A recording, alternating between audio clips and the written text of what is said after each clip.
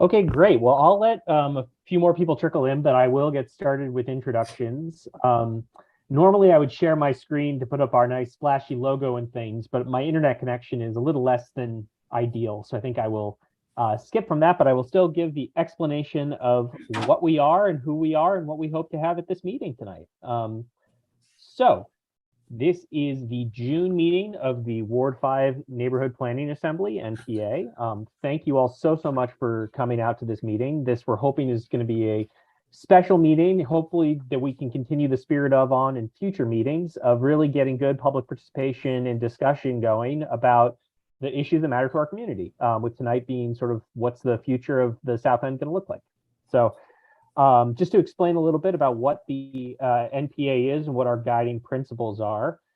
So we are a safe space. We provide a safe and welcoming forum. We are accessible. We cultivate involvement by a diverse spectrum of community members, and we try to minimize barriers to participation. Right now, that's manifested through this hybrid approach that we're doing, which is fantastic to see that we've got a great turnout in person, and then we also have great turnout online. We are respectful, we are inclusive, culturally and economically aware. We vital, or at least we aspire to be vital. We aspire to be a fun and creative organization. We value varied perspectives. And these last two are probably the most important. We value varied perspectives and we are nonpartisan. We do not engage in endorsement of political candidates. We look to be a community space for discussion. And I'm thrilled to see the number of people we have here tonight so that we can have this be a space of lively discussion. For those of you who are participating via Zoom, we do use a webinar mode for Zoom, which may be unfamiliar for some. But the way that works is if you use the raise hand function in Zoom, which will be right at the bottom of your screen there, this is when you wish to speak. And again, we're hoping to have a really lively discussion tonight, so please use that function. When you use the raise hand function, me as moderator at the beginning or Andy later on in the meeting will recognize you as your hands are put up, and we will then unmute your microphone, and you can unmute your microphone and do your video. We would ask, as I've loath to have done, that you introduce yourself before you speak. So with a belated introduction, my name is Billy Clark. I use he, him pronouns. I live on Locust Terrace. And I am a member of the Ward 5 steering committee for the NPA. So with that, we will get started. Just want to make sure you all can still hear me pretty well in the room. Just quick thumbs up if it's coming through. Excellent. Great to hear it. So tonight, we have an excellent agenda that, of course, I have lost. But we begin this meeting with public forum. So this we want as a space for anyone in the community to bring up any topic of any interest, and we're going to dedicate some time to that at the top. We are hoping this is going to be a lively discussion on the topic we've just selected for tonight, but if anyone wants to speak on a different topic or anything else, this is the time.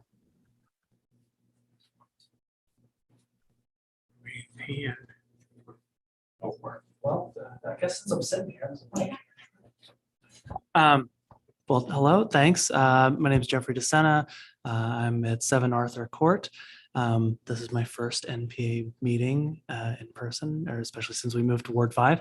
So very exciting. I think just my thoughts are that I've heard a lot about, a lot of new infrastructure projects going on. So I'd like to know more about what's happening, especially in terms of making Burlington a little less car dependent instead of more car dependent. I have heard very helpful things about our public works director in pushing in that direction, but having gone completely car free just a few weeks ago, I can only report that Burlington is at best bike tolerant. So it's been an adventure, but I'm looking forward to good news. That's all. Excellent. Well, thanks so much. Well, I think the way I'm planning to do the public forum part of this is try to alternate in person and then remote. So Erhard, I think you were the first person I saw for remote. So if you want to introduce yourself. Sure. Thanks, Billy. And Yeah, my name is Erhard Mantka. I live actually over in Ward 1, and I just briefly want to introduce myself. I know see a number of familiar names and faces. I just want to introduce myself because I am running for Chittenden County Senate in the new Chittenden Central District, which has a very small smidgen of Ward 5 in it, in the King and Maple Street neighborhood. And so just to be very, very brief, been a resident with my family in Burlington since the 1970s. My wife Sydney's a retired nurse. I have 2 adult children that went through the Burlington school system, K through 12. They now live out of state, unfortunately.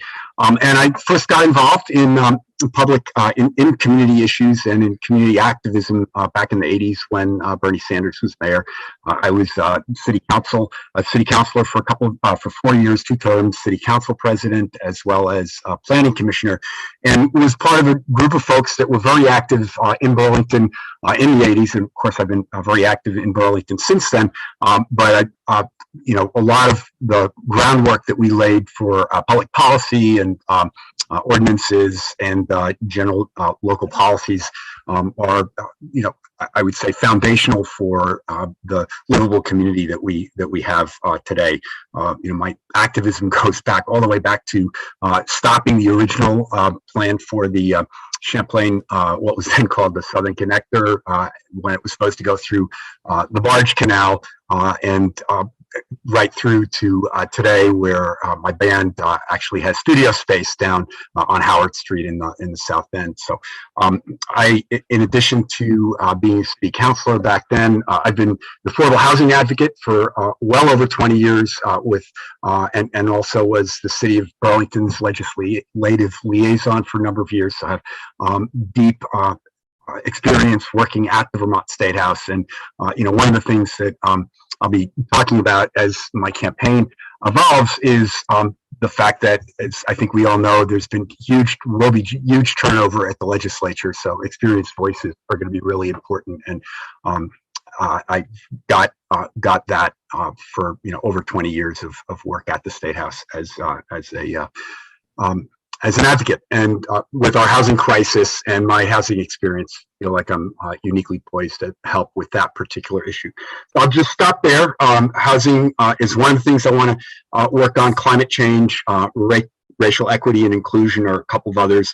And I'll just stop there and look forward to listening in on the discussion. Thanks for the time. Great. Thank you, Erhard. And yeah, we look forward to hosting future candidates at an NPA meeting going forward at some point, hopefully. So Andy, I'll turn it over to you if there's anyone in the room who's looking to speak. Anybody want to speak in the room? Anybody in the room who wants to speak? Yes. I'll speak. My name is Bob Guthrie. I'm a homeowner in the south end of Burlington. I've had a home for 15 years. And I'd like to share this sign that I put in the front yard of my house. And that is that we know what happened was the city of Burlington did a zoning change, and there's going to be a 1,500 seat concert venue for Burton Higher Ground on the intersection of Home Avenue and Queen City Park. It's 1,500 people, the largest in the state of Vermont. The main stage at the Flynn is 1,400. The existing facility that Higher Ground has is about 750, and they have another one of 200 or 300.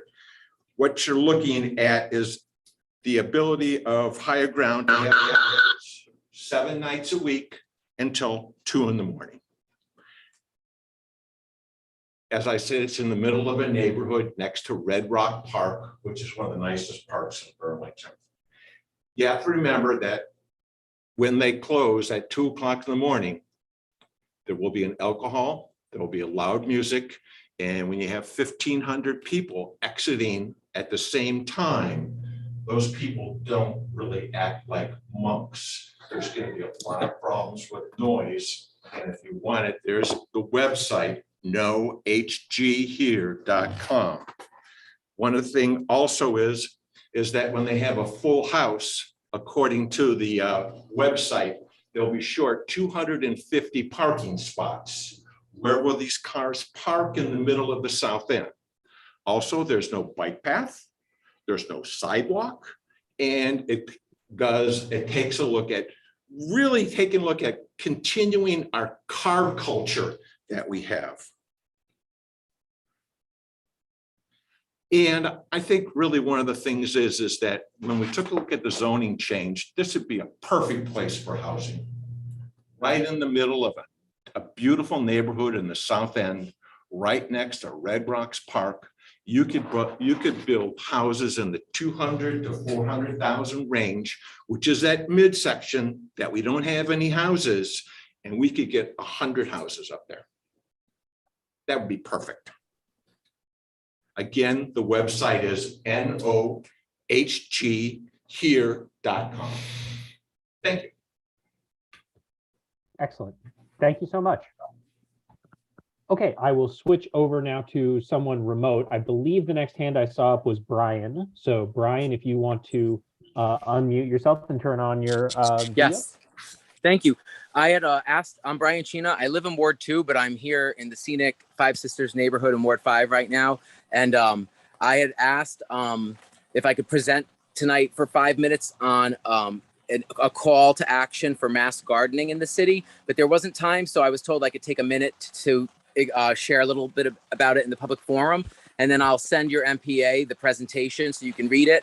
And I'm happy to come back and report in the fall on the progress of this action if you don't have a meeting in July or August. So is good. Isham Street Gardening and other optimistic doings. We presented previously about gardening and other public safety ideas.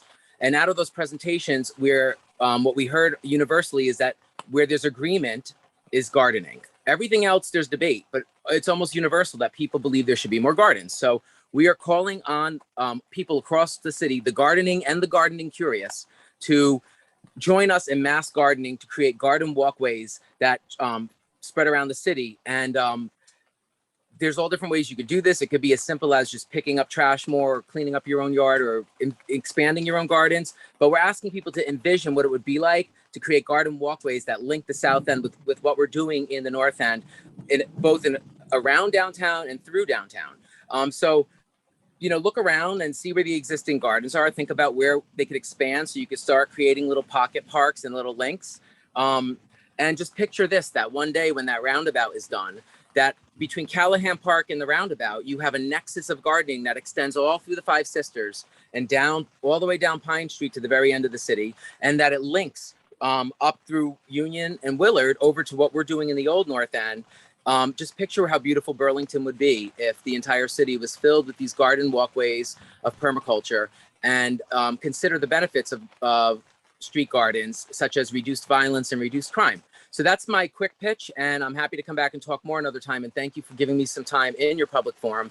And I have to go to another meeting, so I'm sorry I can't stay, but I felt that it was important to at least show up and invite you to join us. And I'm happy to meet with people one-on-one and help. And you're also welcome to watch the Ward 6 presentation that I think it might be recorded on YouTube, or to have me come back and give an update in the fall. Thank you, and I'm going to hand it over to the next person now. Excellent. Thank you so much, Brian. We'll definitely share those materials. Andy, I'll send it back to you if there's anyone in person who wants to speak. Yes. Hello. This is my first meeting. So my name is Mindy Clausen, and I live on the corner of Pine and Morse Avenue. And I'm here primarily just, I would say in general, just because I'm concerned about the amount of work that's going on and the changes that are coming to the south end. And when I look at some of them, and I'm not a planner and I haven't been involved in discussions, but it strikes me that some of the things that are going to be done are not going to have necessarily the results that are being promoted. Specifically, I'm very much concerned right now with the traffic that is going up and down Pine Street. I noticed during the pandemic, the number of people, families, people with dogs that were out walking. The intersection that I live on has no sidewalks, no sidewalk on Morse on either side, no sidewalk on Pine Street on my side. And I realize that some of the volume of the traffic is because of the Shelburne Road construction, but that's going to be going on for another, I think it goes to 2024. So that's going to be going on for a while. The other concern that I have specifically is about the lack, and I understand that there's a shortage in the police department, but there is absolutely no police presence as there used to be. There used to be a cruiser that would park in the Champlain School parking lot, and that tended to slow traffic a little bit. But people regularly drive up and down the road when it's not backed up at 50 miles an hour. And it's not safe for the number of pedestrians and the number of kids, especially when it's so close to Champlain School. So that's really why I'm here and my main concern. Excellent. Well, thank you so much for speaking now. And I really do hope you can stick around and be a part of our discussion that we're about to transition into, because this is exactly the sort of conversation we want to be having. So thank you for bringing that up now. Ruby, I believe you were the next person remote who I saw. So if you want to unmute yourself. Yes, I wanted just to make a quick announcement about an event that's happening in the South End every second and fourth Sunday until November, and that is at the Barge Canal. We are doing a community science for the Barge Canal, where we are doing a baseline species inventory for the long-term conservation and remediation of this site.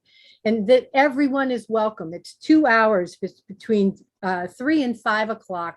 Just show up at the gate, and whatever species we are charting on that Sunday, you can join in. It's exciting. It's amazing how alive the Barge Canal is, and it's wonderful to meet all of the people on the land. So we hope you'll come, and if you want more information, I'll put the full information about it, send them to the steering committee so they can post them with the minutes. Thank you. Excellent. Thank you, Ruby. Okay, Andy, I'll turn it back to you if there's anyone in person.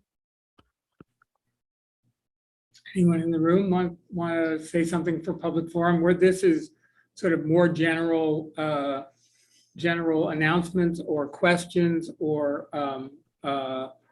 other things not necessarily related to South End development, but we're going to move into that as we get past public forum. Anything you'd like to bring up?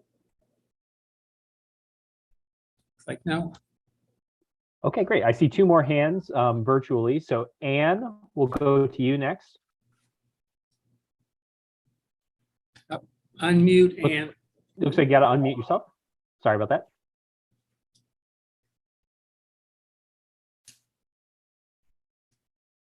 Okay, sorry.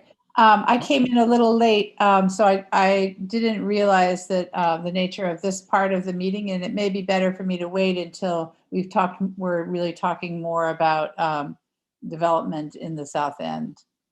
Okay. Well, put that hand back up and we'll definitely keep going shortly. Okay. I see Fareed, if you want to speak in public forum, this would be a good time. If you want to unmute. I don't know why it has my thing like that. My name is Fareed. I am a volunteer with Proposition 0. I live in the Five Sisters, and we voters initiative and referendum to Burlington. Burlington is the only city in Vermont that does not have mechanism for voters to put petition on the ballot. And that is something that is a proud Vermont tradition. And we are looking to bring that to Burlington, the kind of town hall democracy that, the same spirit as the NPA. So if you have not signed our petition, please sign up on our website and support this effort, proposition0.org. Thank you. Excellent. Well, thank you so much, Fareed. And I'm just going to do one last check to see if there are any other comments for public forum. I am not seeing any virtually. Yeah, Terry. Oh, great. Hi, thank you. My name is Terry Rivers. I live on Locust Terrace in the Five Sisters neighborhood. My question is about the Champlain Parkway. I guess my big question is, would the city have to pay back money to the federal government if we don't construct it? And if we didn't have to pay it back, would the city actually be pushing that parkway at a time when it seems to me we're trying to move to less cars into our city? Thanks. It seems like, I think that's a great question, but it also seems like we'll be able to ask the very people who can answer that question who are here tonight, maybe when we're asking questions in the second part of the meeting. Excellent. Well, I did just on that point, because the Champlain Parkway has come up a few times. I did just want to make sure that everyone was aware that there is going to be a hearing, I believe tomorrow in federal court before Judge Crawford on the opponents of a group of opponents of the Champlain Parkway have obtained a temporary restraining order, and I believe it will be to extend that order as that challenge goes forward. So whatever perspective you have on it, it'll be an interesting moment in federal court and seeing the judicial system at work. So if anybody is interested in going, I will not be able to go, but I believe it's open to the public. It's in the federal building where the post office is on Elmwood Ave. So I forget what time it's at, but that should be on the court calendar. 9 a.m. Excellent. There we go.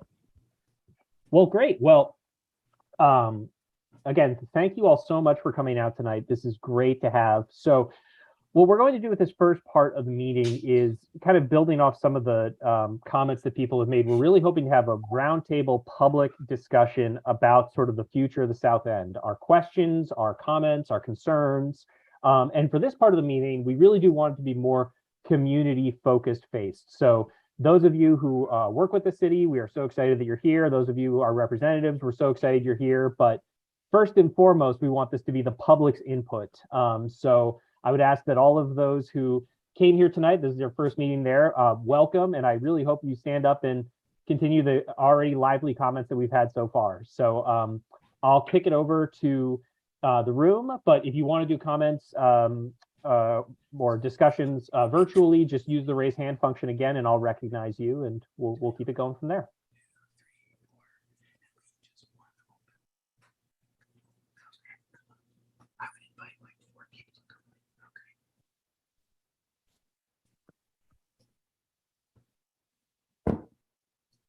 So Charlie is here filming this meeting for Channel 17 for Town Meeting TV, and asks that if people want to be actively involved in the room, that it would be better to come up and sit at the open chairs, and even come up and maybe sit in the chair and speak, just because he can catch you better in the room. So people who are in the room, it probably would be better if you want to say something, either ask a question or make a comment or talk with each other. It might be better to come up closer, even temporarily, and sit in the chairs around here, just so that as you can see on the people who are there are currently 39 people who are online watching this as well. So just so we can have a glimpse of you better and hear you better from the room.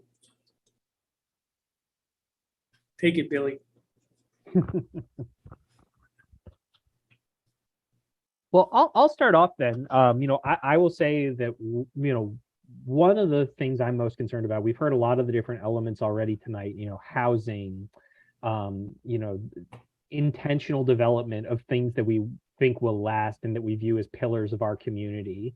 And that's really what we wanted to get from input at this is what do we as neighbors want to see in our neighborhood? We have the tradition of Pine Street as this, industrial space with the barge canal for, 100 years. And we have this real transitional time right now where we have some sort of, older zoning approaches. You've got buildings that have taken on new uses, but are maybe structured for when this was more of a, drive-through spot or a spot where we thought a giant highway would be cutting through. So, one thing that I certainly want to see is I want to see more, lively neighborhoods built up, and I want there to be housing in our neighborhoods, but I want there to be housing for people who are going to live here, and not in a, nativist exclusionary Vermont way, but in a people who have made a choice, whether from happenstance of where they were born or from where they were later on in life, to come live in our community and be a part of our community. So that's something that I do think as a city, we have a role and a duty to find ways to have our zoning laws make sure that we are providing opportunities for people to live here, and not just for people to visit on the weekends or stay in a nice hotel and then or host a bachelor or bachelorette party at our nice breweries, but to live here. And that's one thing that I've been concerned about with our zoning approach sometimes is I get there can sometimes be an approach in zoning where we say we want a neighborhood to be some way, but then once private development actually begins, the city can sometimes take a position of, well, we're not in the business of developing things. We're just here to set the zoning standards. And I do think that there can be a carrot and stick approach where we can actually encourage the community we want. Because I think if we leave it up to a free market driven approach, we're going to end up with, out of state owners of commercial properties that may not be necessarily what we want. That may be an overgeneralization, but anyways, those are some random thoughts, and that's at least what I was expecting us to do tonight, is ramble on in some ways. So I pass it back to the room if there's anyone who wants to respond to those rambling thoughts or present their own. Thoughts about the South End, development, the future, things that you'd like to see, things that you particularly are focused on. Molly.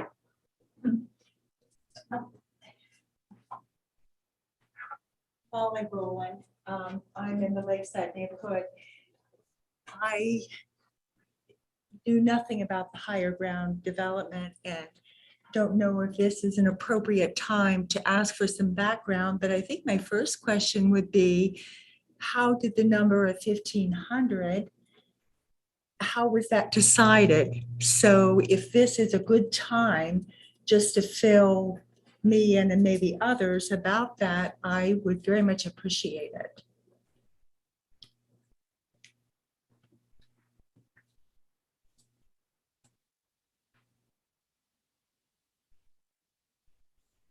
Wanting to know more about the higher ground development, the Burton higher ground development, and some history and the background, the process of coming to the point where it is, and what point is it at right now? Yeah. I think we probably could answer that question. Those people who are been involved, but let's also keep the questions coming, and then we can throw questions at people who are more qualified to answer them in the second part of the discussion. My name is John Carlo. I live here in the South End and work as a real estate project management consultant. I know some of the details of the higher ground Burton application. It has been granted local planning Can you commission. speak up a little bit, please? You can't hear you. I'm sorry. The project has been granted local approval by the city of Burlington. It is consistent with the zoning. The zoning of the area is light manufacturing, and up until recently had a pretty robust non-residential manufacturing presence along Industrial Avenue, which is really where it is. It's more in the heart of an old 1960s style industrial park that was developed by GBIC. A lot of the industries have moved out. It had been, the building had been occupied by General Dynamics that also owned the Innovation Center. Burton purchased it. After a while, that portion of the building, what is now slated for higher ground, was vacant. Burton looked unsuccessfully and worked with the city, the CEDO office, to find a manufacturing or a use that would be consistent. It couldn't find one. Like a lot of industries in and around Burlington or in Burlington, they've moved out to the suburbs. The dealer.com building, Hula, which used to be Blodgett, General Dynamics here on Lakeside Avenue and there. So there's been a lot of just transitions, which happens anywhere. And change is part of it. So a zoning change amendment was proposed and was executed by the city that would permit performing arts centers in enterprise light manufacturing districts under certain conditions, that a predominance, a majority of the square footage of the facility would have to remain in that which the balance of the burden square footage would comply. So, and John, can I interrupt you for just a second? Are people who are online able to hear what John's saying?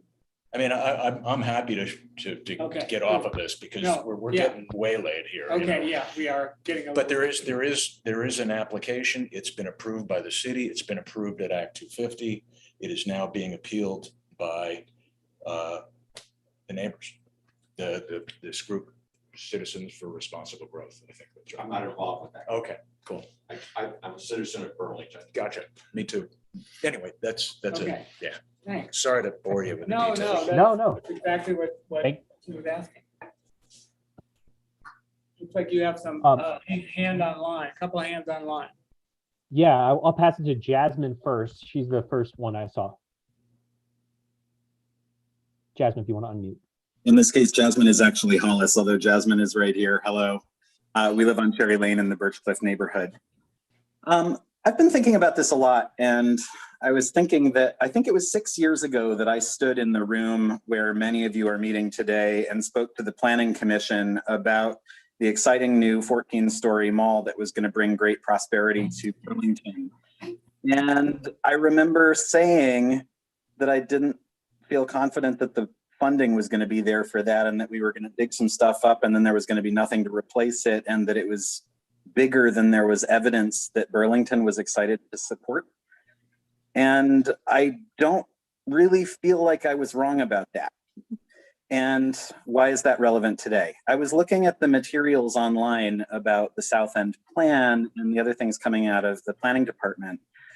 And there are pictures with skyscrapers in almost every one of their examples of what Burlington's South End could be.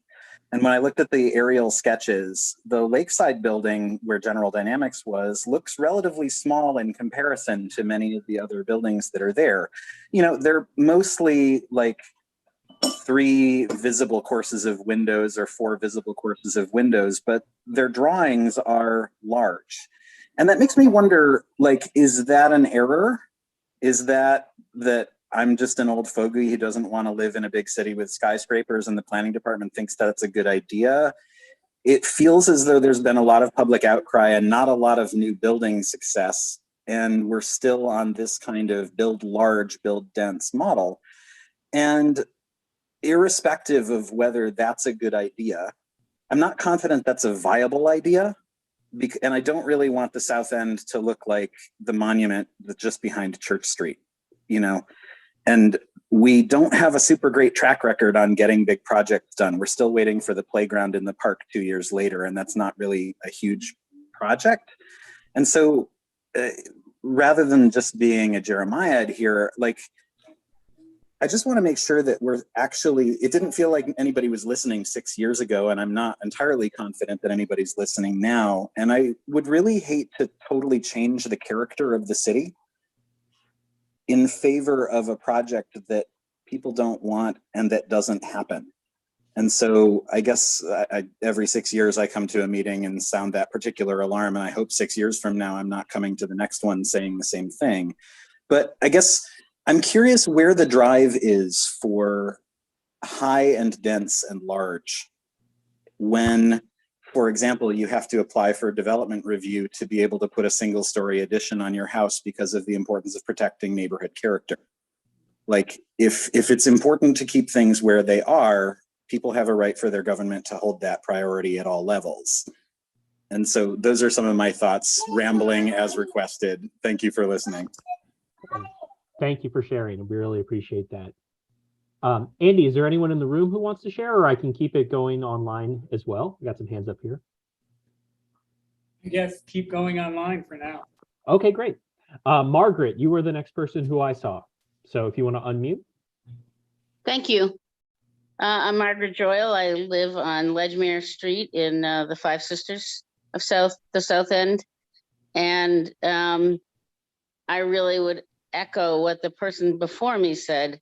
I don't, as a citizen of Burlington since '85 and a resident of the Five Sisters since '86 or '87, I don't really feel like I have a say in the way development is happening in Burlington. And I don't like it. I don't like driving down Pine Street and seeing large, gray, stark buildings that don't really fit into the character of Burlington at all. And I really don't like the idea of the commercialization that's happening. And to me, the higher ground is just part of that. And of course, the city approved it. They're a part of developing it. And I don't think they're in touch with us. What's great about the Five Sisters is that we can walk downtown and we know each other. And there should be more of that. There are certainly opportunities to have more affordable housing opportunities, truly affordable housing that might make us somewhat more dense, but they don't have to be large gray buildings in order for that to happen. And I don't feel like we don't have a city that listens to us. I go to city council, I say what it is I have to say, and the city does just exactly what it feels like doing anyway. So I feel pretty discouraged about that.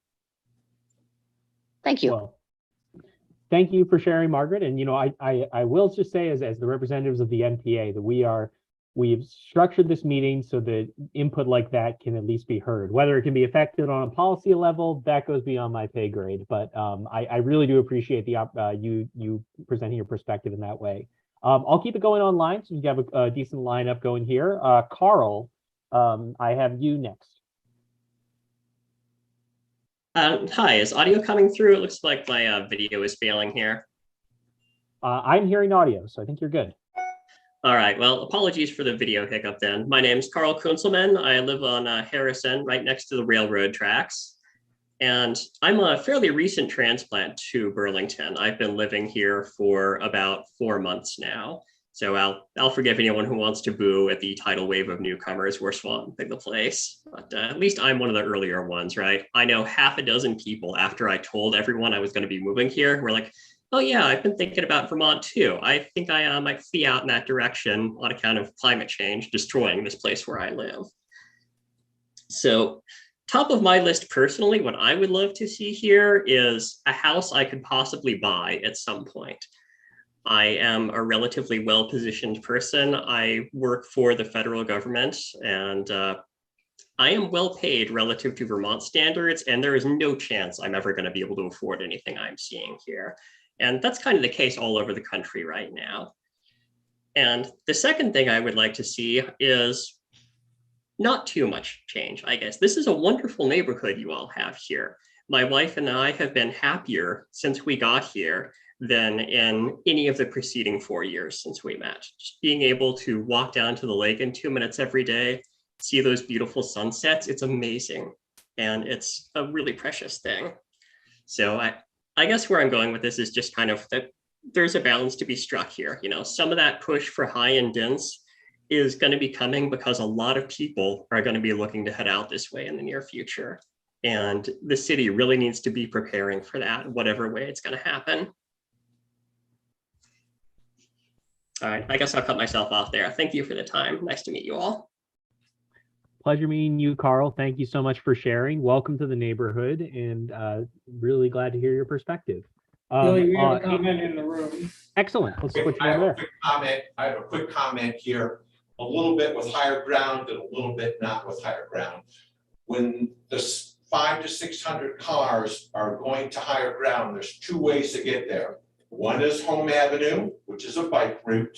The other is Queen City Parkway, which is also a bike route, has a 1-lane bridge. Since November, we've had 2 terrible accidents on that bridge, and the bridge has not been repaired. There are no blinking lights. There are no cones to let people know that you can fall in the ditch, and maybe we can have the city take a look at that one lane bridge. My daughter took a bike ride to Red Rock Park and she said, "Dad, it's a little scary." So, you know, the bridge has been smashed twice, once in November last year, once in March this year. No repairs have been done.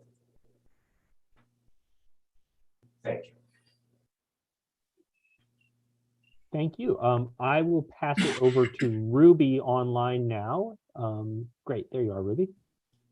I wanted to mention some of what people have been saying. I also feel like development is driven by developers, and I think that's the capitalist system. They have the money, they come in and they have an idea and they buy the land and they create what they want. And I guess that's the American way, but I think it's not working. And an example of that is, and I don't know if people know about this, but on Pine Street, right just north of BED, Burlington Electric, is a little cutout of land. It's surrounded by what is the Barge Canal and what will be conserved land. And on that is a proposal from a private developer to build a patio, what is he calling it? A drive-in patio cart. You know, where you drive in and you buy food that's made for you there, and then you drive out. So it's just a little quarter acre. It's like a truck stop. And so far has gotten approval from the city according to the city's zoning, which looks at things like lighting and things like parking and access, but doesn't look at the whole picture of what the land is and what it means, what it'll mean to the future. So here we have this proposal that is making its way through in all the legal channels, that will basically be right across from Jackson Apartments. And if anybody who's driven on Pine Street or walked on Pine Street, from 4 o'clock on, it's wall-to-wall traffic. So anybody turning off to buy their dinner at this little, I forget what, it's a food cart. It's like where people who want to run a food cart will rent a little space in that, and they'll drive off, and what they expect is that people will come and they'll buy food and then they'll drive off and eat it at home, or there's a couple of picnic tables. How much sense does it make if you don't consider that in the larger picture? For one thing, how are you going to turn in and parking and buy that when there's a whole line of traffic? How is that going to work? How is it going to work to put basically cars coming and going onto this land? It's a super fun site too, by the way, in the middle of a traffic time when everybody's commuting. You know what? You'll stop traffic to pull in, you'll stop traffic to pull out. It makes no sense. And what I am wondering is, why can we not make our development plans according to what makes sense to the big picture, and not what makes sense to some entrepreneur's idea of what'll make them money in the present? What is going to really help people in the long term, and how are we going to support that? We've already seen, and it's already been mentioned, what's happened downtown. It's also, we have dealer.com. They did a huge renovation. It's now basically empty because things have changed since the pandemic, haven't they? But our zoning hasn't. And yet we're still acting as if we do things the same way. Let's recognize that things are changing. And I welcome people coming in, because this is going to be one of the safe places for people to come. And let's figure out how we all live together in this space without making crazy decisions that are based on parking and lighting. And instead, it's based on climate change and a recognition of the influx of people, and a recognition of the fact that even when you're working full time, people can't afford to live here. There's something wrong with that. Thank you. Thank you, Ruby. Anyone in the room? I have more people lined up online if you want to go that way. Yep, we have somebody. Great. Yeah, thanks. I had a few more thoughts. Kind of started this pontificating about my hopes for less car dependency, and it sounds like there's some interest in that, and it goes along with some of the concerns about the concert venue. Riding across that bridge is not dangerous. Riding across that bridge when there's traffic speeding across both directions is dangerous. And I'm not an urban planner. I don't have a specialty in traffic design or anything, but I have lived in Scandinavia and Belgium and have friends in the Netherlands and have seen quality urban planning that is not car dependent. Yeah. And a few principles that I've kind of picked up that I think are relevant here are that the Downs-Thompson paradox is real. Induced demand is real. You can't solve traffic by building more roads. You can only solve traffic by increasing dedicated transit and increasing dedicated bike infrastructure. Buses don't count. Buses get stuck in traffic. Number two, mixed use zoning is essential. If people can't work, shop, gather, just go the places they want to go within walking distance, within biking distance, they're much more likely to need a car to get to those places that they want to go to, especially just getting to work. My partner works at the hospital and we now live here on the South End, and it's a real pain to be without a car and it's not that far away. And number three, density doesn't necessarily mean skyscrapers. Many of the very bikeable, walkable neighborhoods that I have visited in Sweden, where I've spent a significant chunk of the last several years, are the same exact density as the neighborhood on the east side of Pine Street over by Market 32. 2 stories, a few units per building, with lots of green space in between. If that's connected with bike infrastructure, to shopping, to places to gather, to places that people want to be, people don't need a car to live in those places. So yeah, those are just a few things that I think are relevant, that kind of should underlie where this development goes, regardless of what we're building. I think we need to think about how people are going to get there. Thanks. Excellent. Thank you so much. I am going to turn it back to online. Anne, I see you up next. So Anne, you can go right ahead. Thank you, Billy. I would like to put in a word for really thinking seriously about conserving open spaces. If we fill up the South End with more buildings and more pavement and start developing what semi-wild areas we have, I think the people who live here and the people who will live here will feel the lack of that. During the pandemic, I think everyone realized how extremely important for well-being and the health of the community that we have places to go where there's trees, where there's shade, where there's quiet, where there's birds, where we can be with our families or by ourselves, walk our dogs. And I'm thinking specifically about the land connected with the barge canal.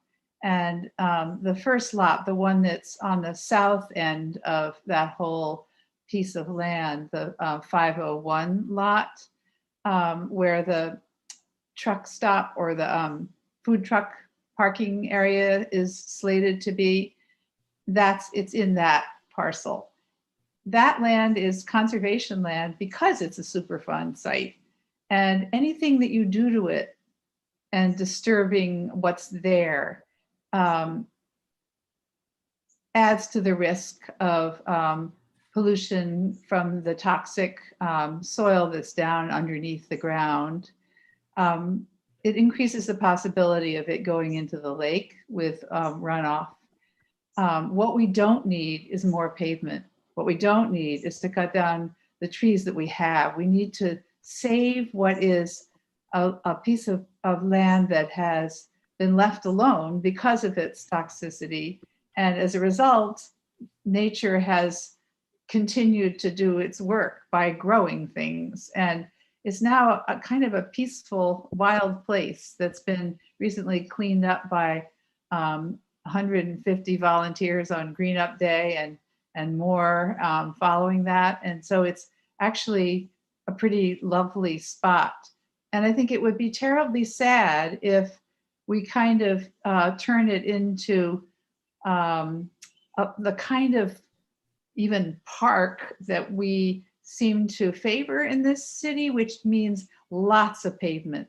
When I look at Oak Ledge Park, which is the closest park to where I live on Flynn Avenue, I see 2 big parking lots. I see the new work that was just done, adding more pavement, huge circles of pavement and a wider path. And I'm all for bikes and bike lanes, but I'm not all for more car-dominated space. And I think in the South End, which is the Arts District around on Pine Street, I think we should involve artists and creative people to think about it as a community, what we want to do there, and do it lightly, not by more pavement and more money-making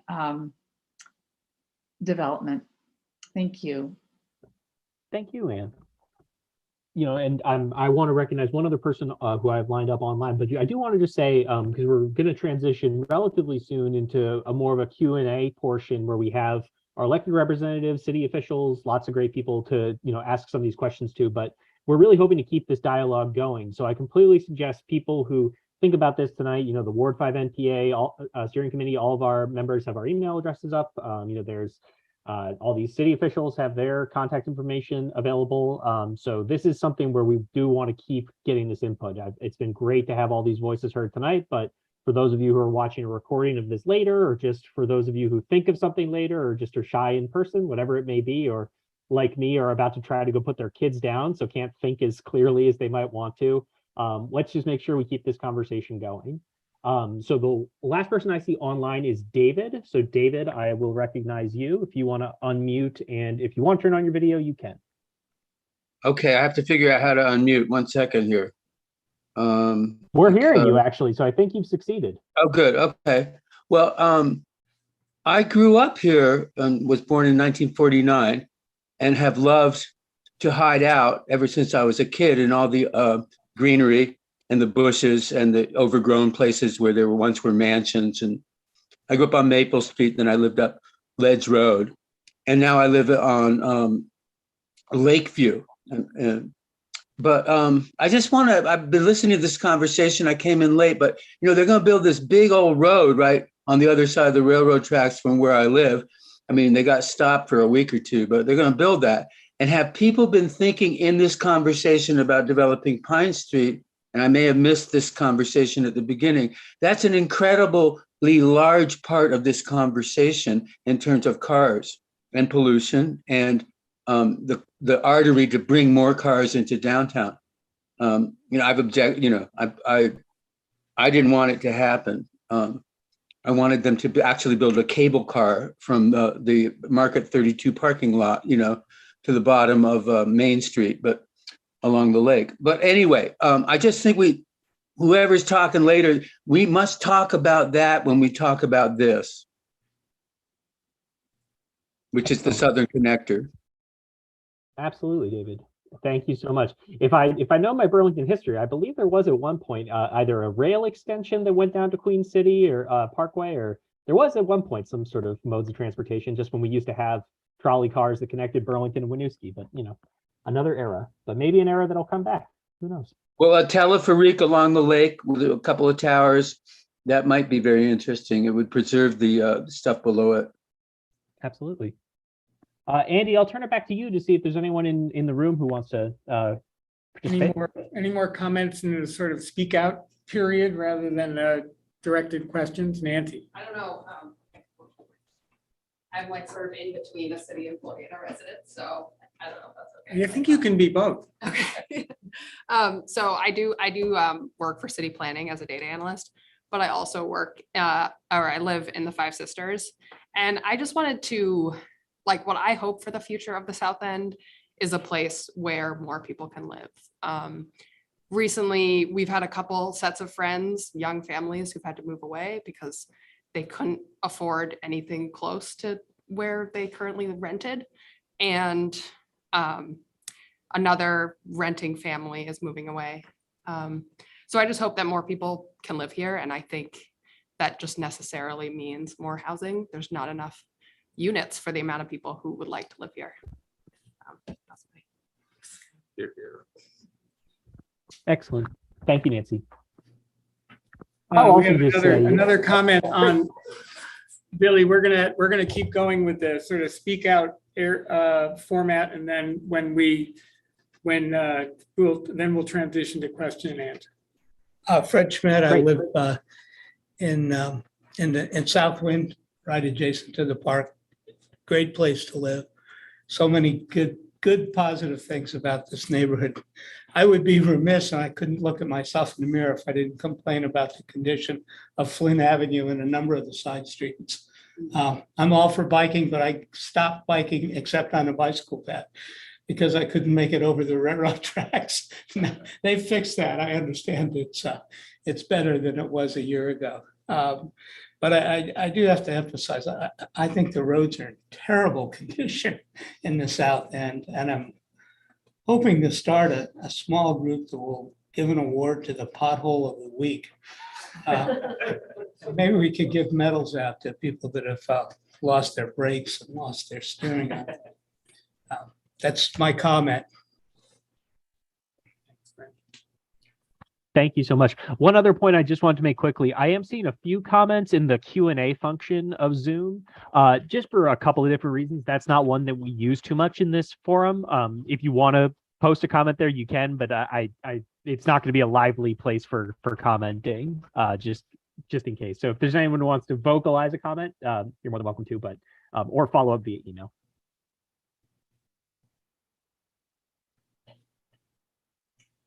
Other things to say in this format where we're basically just speaking our mind rather than directing questions at anyone?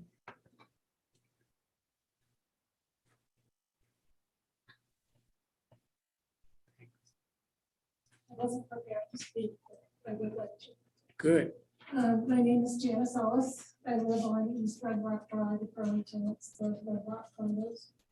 And I just have a couple of comments in reference to the Burton Higher Ground project. Full disclosure, I am a member of Citizens for Responsible Zoning. We do currently have an appeal in the works. We've expressed a number of concerns about traffic, noise, and safety. The 1,500 person attendee number actually came from one of the owners of Higher Ground when they sat down with us and presented their plan.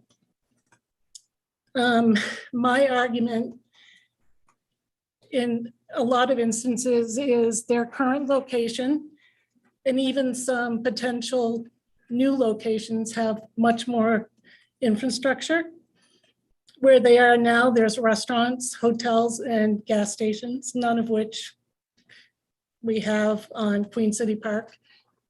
Putting the location there puts the venue smack in the middle of approximately 5 residential neighborhoods. And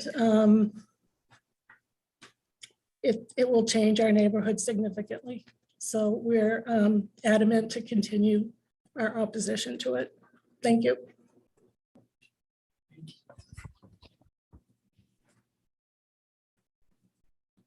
Linda, I see your hand raised virtually. So I'll pass it over to you, Linda. I'm Linda Patterson, and I live on Conger Avenue in the Lakeside neighborhood. And I really appreciate all the comments and don't have a lot of extra to say. It's more just personal about how discouraged I feel about development that does not take into account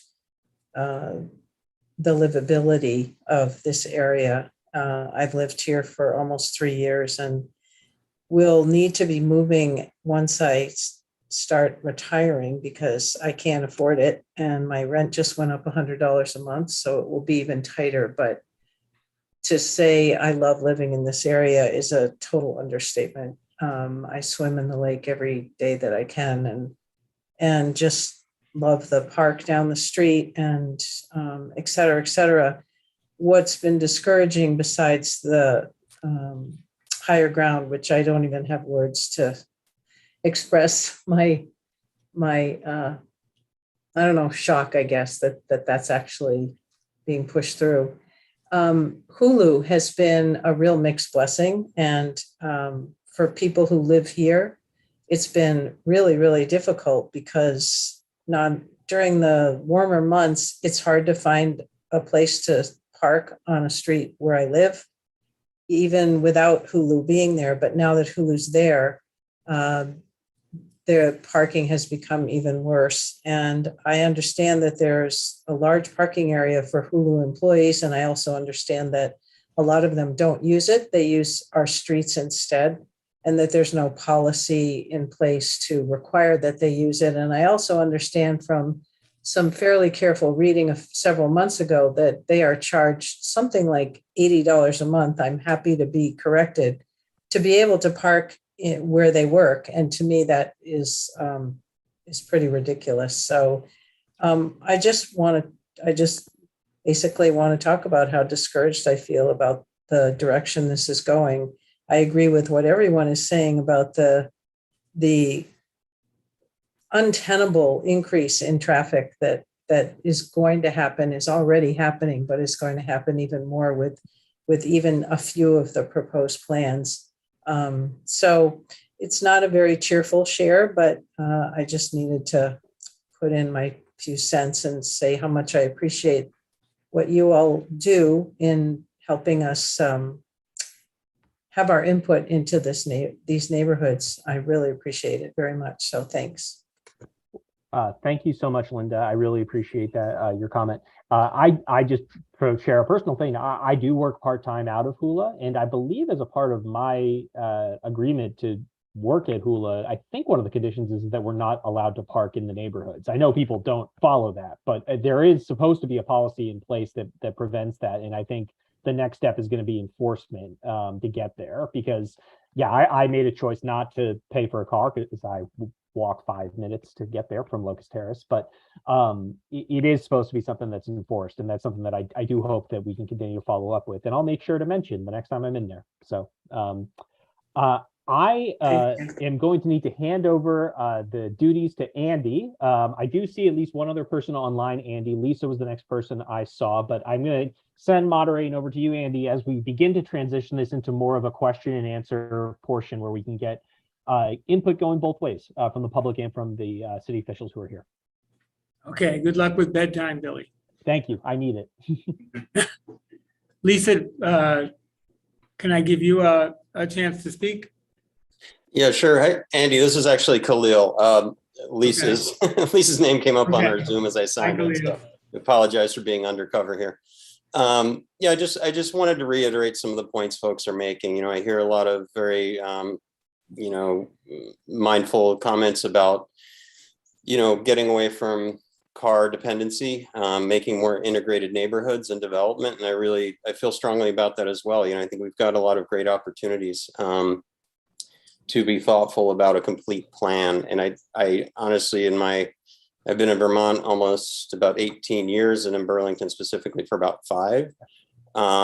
And it seems like a lot of very individual developments that are going in and really car focused without an overall integrated plan. And I think that this is the opportunity to take a step back from some of these projects and just say what really makes sense going forward for the future. Because I agree, we're going to have more housing, but that doesn't necessarily mean more cars and more rectangular parking lots everywhere. So I believe in safe biking routes, and I don't feel that we have that around here.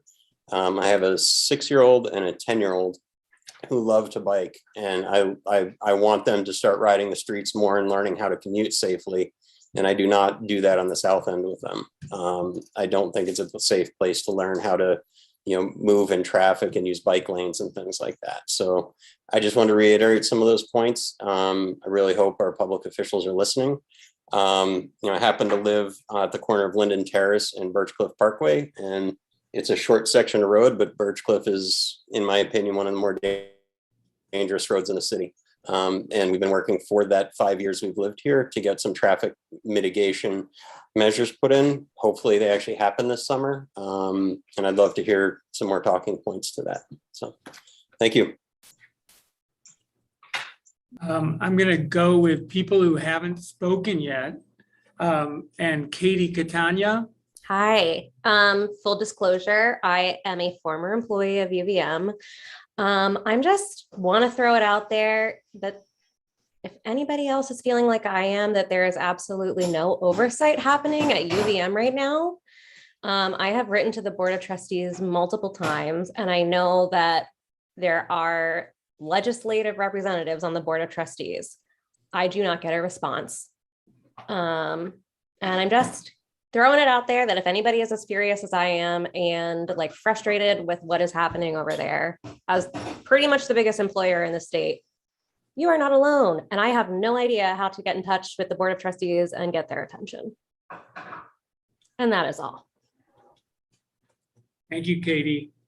So I've got other people who've already spoken who want to say something else, but let's go with Tiff Bloomley, who's got her hand up and who hasn't spoken yet. So this is really just in response to Katie. If you want to get in touch with Gabrielle and me, we can talk with our colleagues who sit on the board of UVM. I would just need to know a lot more. And we're easy to find on the legislative website. So you can email us. And like everybody else, I'm really finding this very interesting and helpful. Thank you. Anyone else in the room right now? Fred, you wanted to say something else? Yeah, this is short and sweet. When you're adding up all the great things about living in this neighborhood, the Freeps announced this morning that July 29th, Amtrak will be serving us. We can walk to the train station. And if we buy our Amtrak tickets early enough, it's affordable. And we can go anywhere in the world starting out on foot here. I just thought that's so exciting to be able to walk 3 blocks down the bike path. Yes. Just imagine what it would be arriving on the mall in Washington after you've come down from Vermont on the train. A whole head trip. One time we went over, we were going over on the ferry to do some biking around, and we went on the Port Kent, that little train station that's there. And we saw some people who had taken the ferry over, were waiting for the train to get on the train to go to Africa. They were going to go to New York and get a plane to Africa. And it was just like, you're sitting here at Port Kent, New York, waiting for a train to go to Africa. It was amazing. Ruby, you wanted to say something else? I want to ask a question. Are we in that phase? I think we could start that phase. Yeah, let's do it. So we talk about housing a lot. So I'm Ruby Perry. I live in the South End. I live in the Five Sisters. I grew up in Montpelier, and generations of my family have been living in Vermont. I have seen influxes of people and welcome the changes that they have brought, and I welcome them to this moment. And I hear all the time about housing, how we need more housing. And I have a question, and I apologize that it's also a comment, but it seems to me we are building tremendous amounts of housing. I see housing going up everywhere. And yet nobody that I know can afford to buy a house or even find a place to rent. So I would like to know how decisions are made. Oh, and I also noticed that much of the housing, particularly in the newer fancier housings, are dark at night. Apparently nobody lives there. So we're building housing, it seems to me, that is not affordable for the people who need it. And housing where people are not living. So I would just need to know what the master plan is, or the mistress plan, because that seems like that would actually get at the relationships that are needed. How are decisions made by both? I'm talking both about the nonprofit developers and the for-profit developers. Why does housing have to be for profit anyway? And why can't we, all of us, make a reasonable amount of money? Why does it have to be? So how are those decisions made when there is so much housing already being developed? Why has it not even begun to scratch the surface of what the need is? And that's an increasing need, because I say we should welcome everyone who wants to come and live here. Thank you.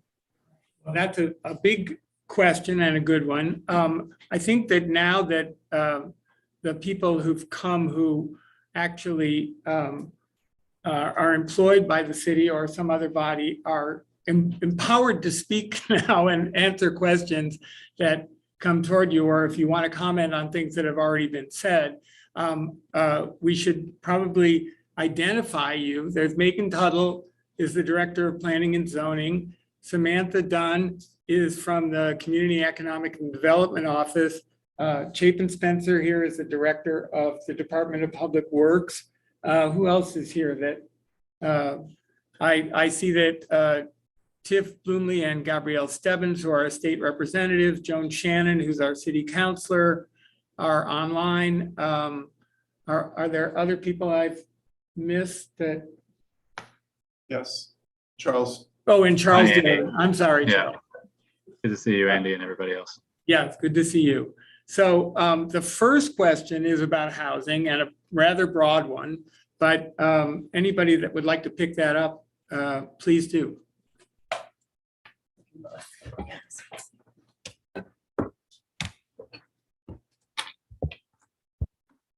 So there were a lot of questions that Ruby shared. Some of them were specific to kind of high level, how do we plan for and try to meet our housing goals? And then more in the weeds questions about, making choices about development and how development actually happens. So some other folks in the room might be better equipped to answer some of the latter questions, but I'll take a first stab just at the bigger picture question. Yeah, sorry, Megan Tuttle. I'm the Director of Planning. And I have been working with the other folks in the city and around, residents around the city of Burlington on a number of different housing projects, mostly around how we help facilitate zoning that can support housing creation in the city to help us meet our housing needs. And that kind of spans a whole range of issues when it comes to housing. So that might be kind of where and when housing can be created in the city, where we have places that are really underutilized, like we've been talking about the large surface parking lots on Lakeside Avenue that could become homes and today are not allowed to be homes for people. So thinking about those types of issues. And then also kind of working on issues around how expensive is housing, how affordable is housing to the people who are seeking it. So we use a number of tools to help us understand kind of what we need in terms of housing. One of those important resources is actually something that is compiled by the Vermont Housing Finance Agency, which is called the Chittenden County Housing Needs Assessment. And that really helps us understand in terms of what's happening in our community, people that are moving here, what the incomes of people are that live here, how many people are experiencing houselessness, and helps us understand a range of housing units that we actually need in our county, homes that we need in our county, to help us ensure that people are living in homes that are safe and comfortable and affordable for their needs. The most recent housing needs assessment actually identified that we need thousands of homes in Chittenden County in order to help us meet our needs. And as part of that, the Chittenden County Regional Planning Commission, together with a number of nonprofit agencies, nonprofit developers, the city and others, launched a initiative called the Building Homes Together campaign, which is really about how we as a collective group of communities in Chittenden County can help move the needle on reaching, I think it's 5,000 new homes in Chittenden County in the next 5 years, which is really what that housing needs assessment identified. So the work that we're doing kind of fits into that big picture of what those housing needs are in our county, and then what can we do to bring it down to the city level and then down to individual kind of neighborhoods within the city. And so that's kind of how that fits into that big picture plan. I don't know if you want to talk about then what it means to actually bring housing to fruition. Sure. Well, I think. Samantha, could you introduce yourself? Yep. My name is Samantha Dunn. I work in the Community Economic Development Office. And some of what I will say tonight will speak a little bit to the job that I had before coming here, which was as an affordable housing developer for Housing Vermont. So, did the challenging job of developing housing that is actually affordable to Vermonters, and glad to be able to continue doing that work in Burlington. I think, Ruby, the answer to your question is something you alluded to earlier this evening. It comes down to economics. And the reality is right now, in Chittenden County, it costs about $450,000 or $500,000 to build one unit of housing in a multifamily housing building. And that has to do with our labor market. It has to do with supply chain. It has to do with permitting and regulations. It has to do with the technology we have now to build high quality buildings that provide fresh air and hopefully will last hundreds of years, that are making good investment of our materials, but it's very expensive. And so we need housing to be built by our nonprofit developers that will have income limits on it, meaning that the people who live there will basically be subsidized, that their rent can't be more than 30% of their annual income. Those folks have access to certain resources to build that housing, and we're at a very momentous time in our history with the ARPA funding that the state of Vermont has invested a lot of the money coming to the state to affordable housing, and it's starting to trickle through, but it takes time to develop that housing. And again, even with millions and millions of dollars at $500,000 per unit, there's a limit. And so we need to work to build, support our nonprofit housing developers, which the city does by continuing to add subsidy to make those projects possible and work through zoning and permitting. And we need to also support the for-profit housing that other developers are interested and able and willing to bring to our city, because every housing unit is going to have an impact on the burden that is being felt by those who can't afford where they're living.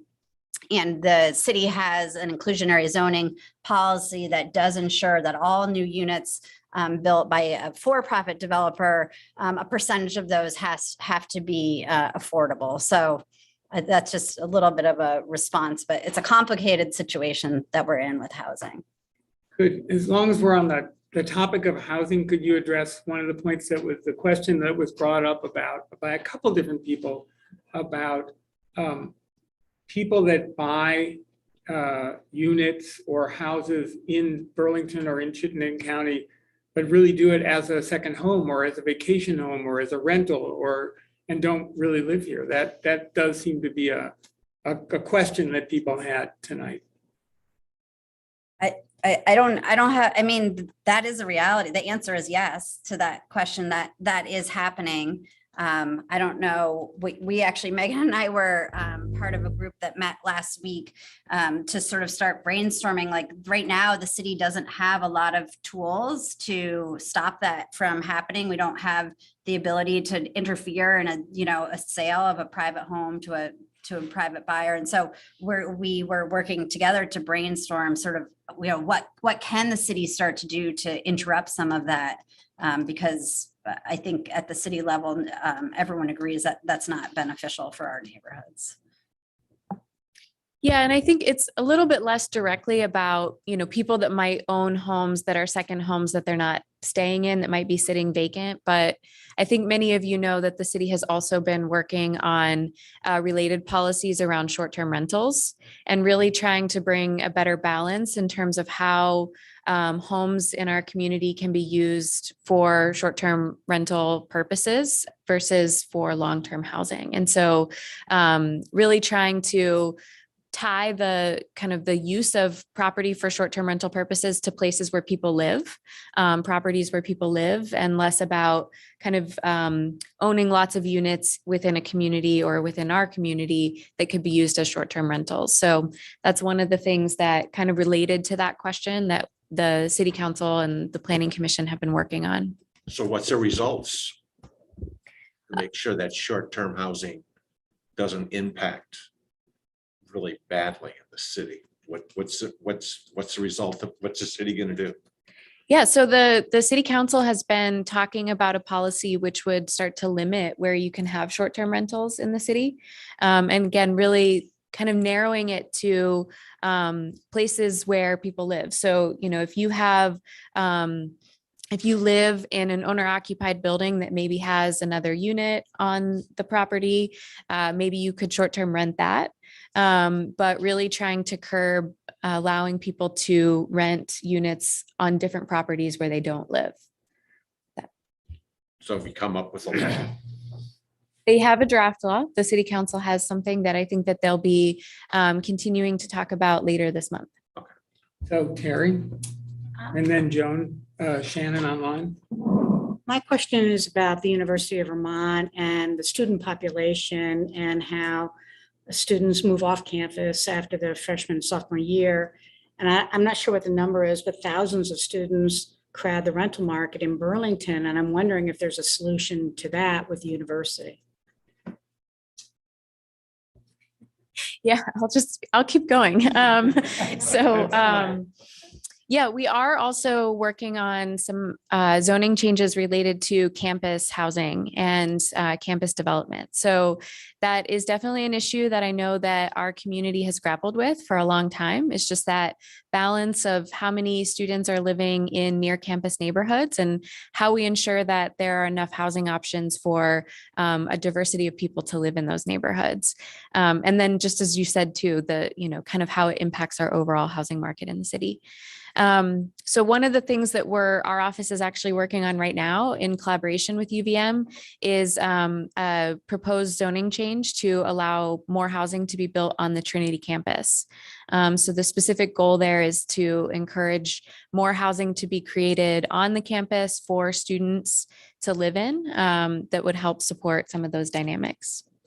I have a follow-up with that. It's my understanding that they will just increase enrollment and therefore there'll be more students at the university who will eventually need to also move off campus. So they may have a larger freshman class that then become renters in the future. And I'm just wondering, I don't know how this works, but if you have like 5,000 students leaving the University of Vermont and crowding into the rental market, is there a way that we insist, I don't know how we do this, that the University of Vermont has all of their students? I'm not aware of any community that's been able to successfully get an institution to house all of their students on campus, maybe some very small kind of colleges. But certainly a college the size of UVM, I'm not aware of those types of examples, but the city does have history, especially working with the Community and Economic Development Office, does have a history of trying to work collaboratively with UVM to come up with agreements that are less of mandates and more of kind of mutual obligations for them to house more students as their enrollment increases. That's been one of their policies for the last decade. And they actually gave a presentation to the city council earlier this year indicating that that had been achieved over the last decade. So it's something that we continue to work with them on, though, trying to strengthen some of our master planning requirements that we collaborate with them on.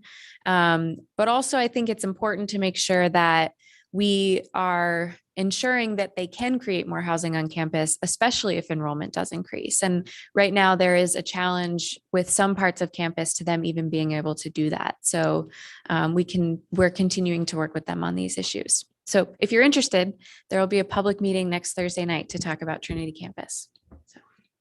Where's that happening? It's virtual, and you can look at the city's public meeting calendar and find information about it on Thursday, the 23rd. Thank you. Joan Shannon, our South District City Councilor. Thank you, Andy, and thanks for hosting this forum. I think this has been a great discussion.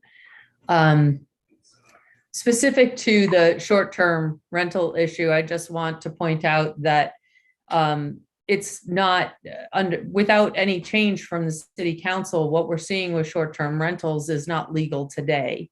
You are required to, it's required to be owner occupied in order to run a bed and breakfast. And whether that bed and breakfast is booked online or it's booked by mail or by telephone, it's still required to be owner occupied. And if it's not owner occupied, I think that it falls into the category of hotel, which is not allowed in any residential zone.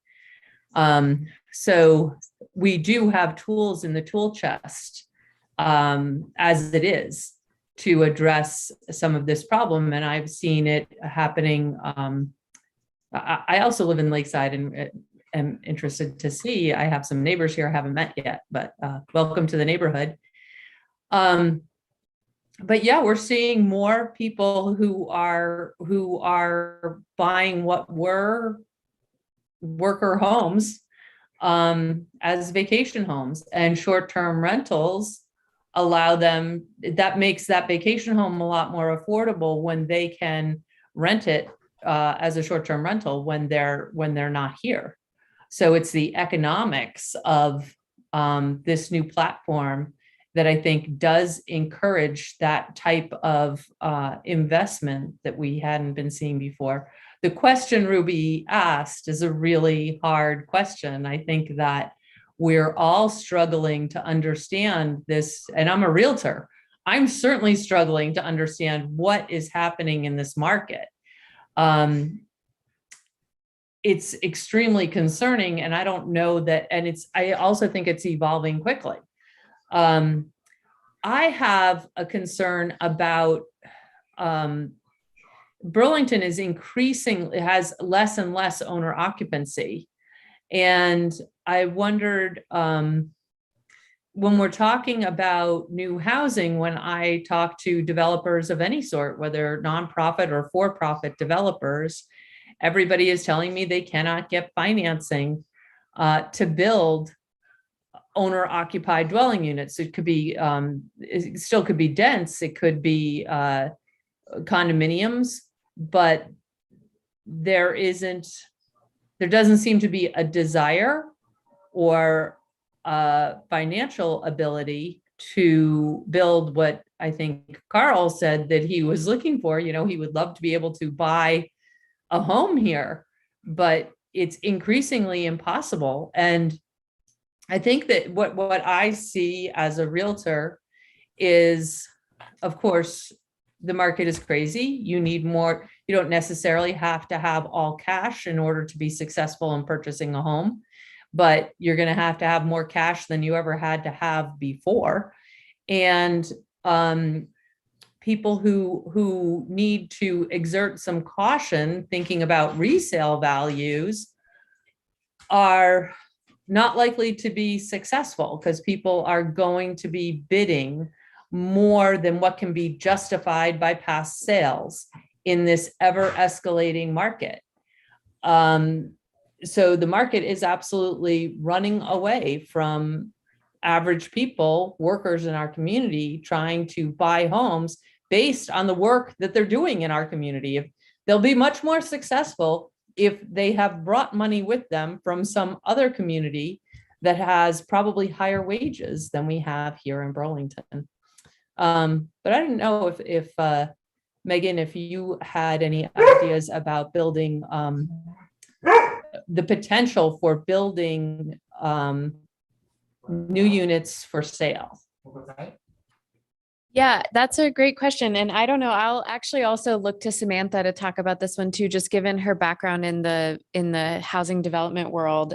Because I've also heard the same concern that you shared, Joan, about financing not being there for owner occupied housing development. Yeah, I mean, I would just echo that. I think there was a change. I wish Brian Pine was here. He can talk about that in a lot of detail, but the change in financing that happened about, 15 or 20 years ago that just because a bunch of condos got built that couldn't be, were sold just because of market timing for less than it cost to build them, that changed the ability to finance those. And we at the Community and Economic Development Office are starting to work with some of our local financial institutions to better understand that and see if we can help to change that dynamic and connect lenders and new products with developers who are willing to build new homes that are for sale. That construction cost comes back into it. If you think of it's costs about $500,000 to build 1,000 square foot apartment, like just the ability to build a home that anyone that works, most people that work in the city could afford without subsidy from the city or the state or the federal government. It's just not achievable right now. Tiff, do you have a question or a comment? Just very quickly, I serve on the committee in the House that is concerned with housing and mostly kind of on the capital side in terms of investing in housing. And so this year we passed about $92 million worth of housing appropriations that kind of run the gamut, but there was a new program that was pretty controversial. Took my committee a long time to really hammer out with VHFA and Champlain Housing Trust, but it's really geared to kind of middle income folks, and knowing that developing new housing is actually going to be really it's going to cost, as folks have said, $500,000, $450,000 maybe, and that's going to be out of the price range for a lot of people in kind of middle income, and so this would actually subsidize the development costs of houses. And in that program, a third of the units that are constructed will be permanently affordable through, the model that CHT has pursued, and the rest will be, they'll be subsidized. The mortgages will be lower to folks. It won't have the same kind of perpetual affordability, but it will at least meet some of those initial demands. One of the things that I think has contributed to our current housing crisis, the pandemic only exacerbated it, but we have underinvested in housing as a state for years and years and years and years. Where the property transfer tax, a certain portion of it, 50%, is supposed to go to Vermont Housing Conservation Board, and it has not. And we've appropriated, chunks of that money for other purposes, and we're paying the price now. So one of the things I think we've got to do is to really develop the political will to maintain that level of commitment to housing. Thanks, Tiff. So I feel like there are probably lots of other questions, but I know that one of the directions that people's comments were going in earlier was about, that you brought up, Jeffrey, the whole question of car dependency. And I remember at our last meeting, Charles Dillard, you made a statement that the city's, one of the city's goals was, subordinating cars in the, I believe that was the word you used, in the transportation system, or becoming less dependent on cars. and prioritizing other modes of transportation. So I guess since I have Chapin sitting next to me and I have planners and economic development and Charles online, and what are we doing to be less dependent on cars? Because those of us in the South End certainly are very aware of how dependent we are and how surrounded we are by cars. Anybody want to take that one on? I can start if that's friendly.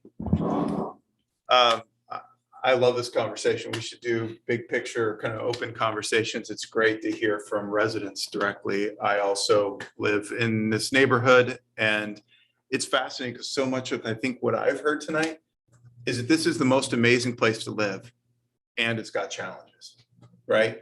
The challenge, high cost of living, lots of traffic. The good news is we're a talented team to figure it out. I mean, we've got an awesome city staff. I mean, how many night meetings have we been at this week? I'm looking at the eyelids on us and I'm like, Jesus. But there's stuff that's happening. I think to the earlier point about multimodal transportation, where did we start 70 years ago in the 1950s and 60s? When the South End was built out, they didn't build sidewalks. We today are starting from a place of deficit where our streets were built just for cars. And so that makes it really hard for us to retrofit streets. We're taking people's front yards. It took 8 years to build a sidewalk on Flint Avenue because the neighbors fought us about the city using city property because they felt their trees that were on city property were more important than sidewalks for the public. There are those fights on Cliff Street. There were those fights on Colchester Avenue. We are winning those fights. But it takes a lot of time to work through these issues. The great news is we're doing it, like the roundabout. That was talked about for how many years? We're delivering a 1-lane roundabout. It was originally proposed by some counselors to be 2 lanes. We said, no, we can do it more efficiently with robust bike pedestrian facilities, and we're delivering it. Amtrak to Burlington. We had to negotiate 10 legal agreements on the waterfront to rearrange property all over the waterfront to flip the bike path to one side and move the rail line 10 feet to the other. People just say, oh, the train's coming. Geez, crow, the amount of headache that was. I lost my mind. The Parkway, yes, not a perfect project. Started as a 4-lane, high-speed divided highway. Today, it's a 2-lane, 25-mile-an-hour road with stormwater facilities that will make the lake cleaner tomorrow when it's built than it is today. I'm not an apologist for it. There's a lot that we're going to have to, continue to work on after it, but it is infinitely a better project than it was. We've got $20 million secured for the Rail Yard Enterprise project. A lot of people like that. Get traffic out of the King Maple neighborhood. Connect us multimodally between Pine Street and the waterfront. And the bike infrastructure is a work in progress. When I came here 27 years ago, there was not one painted bike lane in the city, not one. In my tenure, I'm the only public works director who's removed over 400 car spaces to build out a network in the city. Are we there yet? No. But are we making progress? Yes. Main Street, grade streets. We are using TIF money to save you all no tax dollars to build $30 million investment down 6 blocks of downtown with dedicated bike lanes, wider sidewalks, robust stormwater, a tree canopy that used to exist back when the elms existed, for those of you who remembered Main Street. So there's a lot of good stuff, but there's more work to be done. Even Queen City Park Road, paving. I'll speak to 2 more things and shut up. Paving, yes. Climate change is not our friend. Freeze thaw is not our friend. The subbase of old roads is not our friend. When you built road 10, 20 years ago, you put a subbase under it. 150 years ago, the subbase in Burlington is crap under many roads. That means the roads do not survive freeze thaw well. We're paving Flint Avenue this year for you. I don't believe it. Birch Cliff Parkway is also on the paving contract. It may be this fall or next spring, but it is under contract. And we've done a lot of other South End projects. And then the last piece that I just want to talk to is, yes, City Place. We can malign the Parkway, we can malign City Place. Fundamentally, a windowless mall in the center of our downtown that was 2 stories is not the mixed use city that I'm hearing about tonight. That project is going to happen.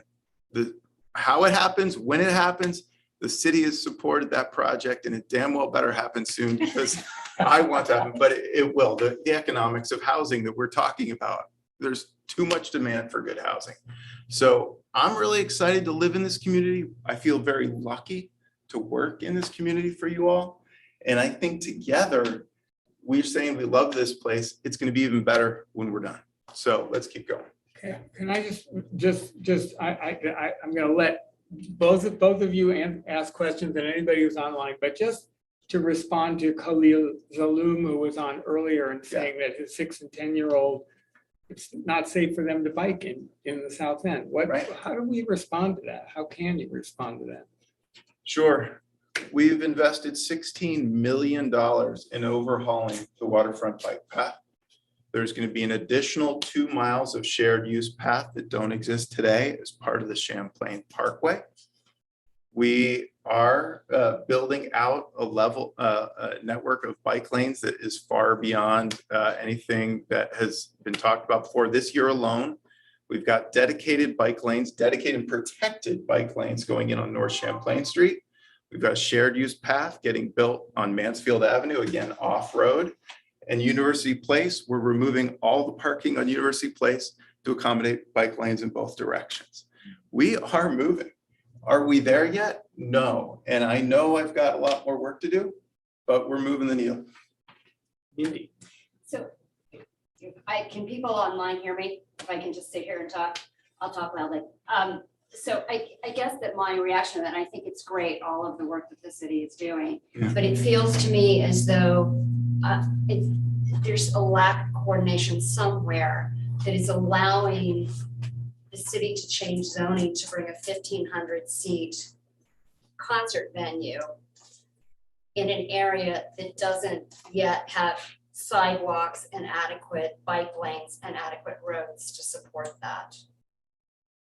So it feels to me like there's too much that's coming, but it's not necessarily in the same order. Right. And I can see, I haven't been involved again in any of these discussions, but living where I do, I can understand that my street and our little neighborhood in the addition is going to have impacts from that as well. So I don't think we do a great job all the time of telling folks what we're trying to work on to address some of these issues behind the scenes.